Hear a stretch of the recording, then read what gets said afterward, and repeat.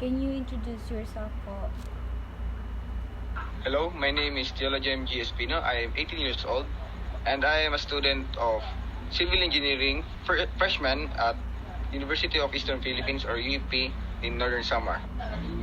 So, what I engage in physical activities like volleyball and gym. so how months have you doing gym for like? I'm doing gym for past month. Nag-start lang ako last month. So, I have some questions here, so I would like you to answer it in your own. Because actually, I'm chinus kita as your, because you're a gym rat. So, why did you choose this kind of lifestyle? I choose this kind of activity kasi parang gusto ko lang may ginagawa ko for my free time.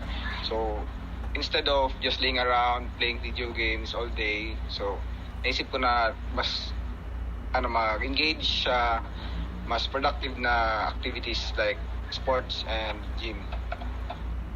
What was your turning point that made you realize to engage in physical activity?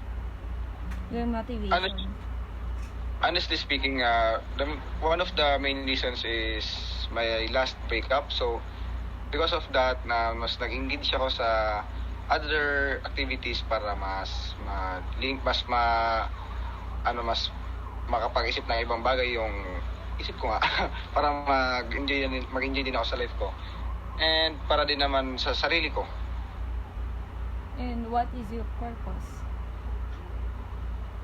Just like what I said, the purpose ko is parang mag-focus sa sarili ko, hindi lang yung para mas healthy lifestyle, yung ganun.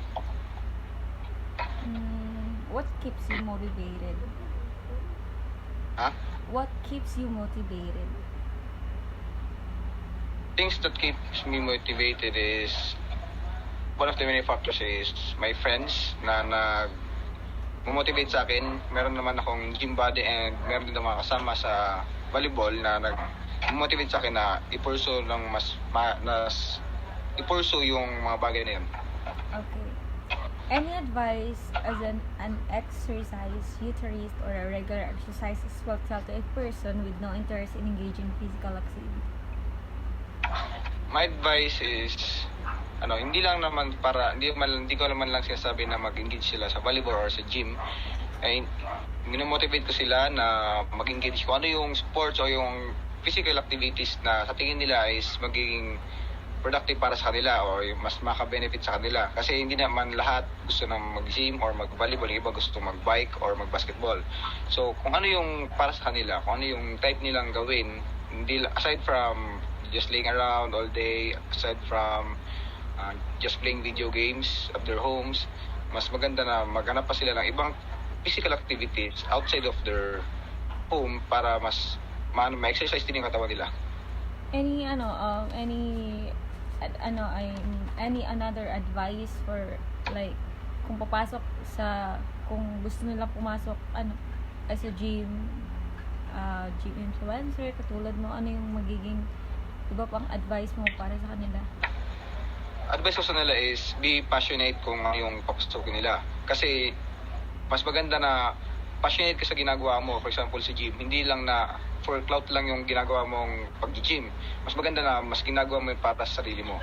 Kasi nga, pag mas passionate ka sa ginagawa mo, mas may sa puso or mas may sarili mo yung ginagawa mo. So, mas mag-i-improve ka sa ginagawa mo yun.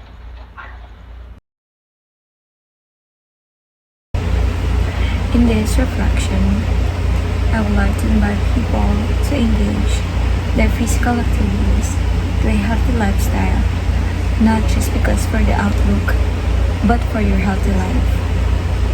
As a home workout girly, I know how the exercise changes our appearance and build our confidence more.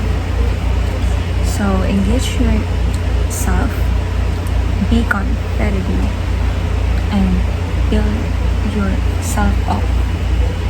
This is Lilibet Jane Tejada, your DBM A12 student from Southwestern University.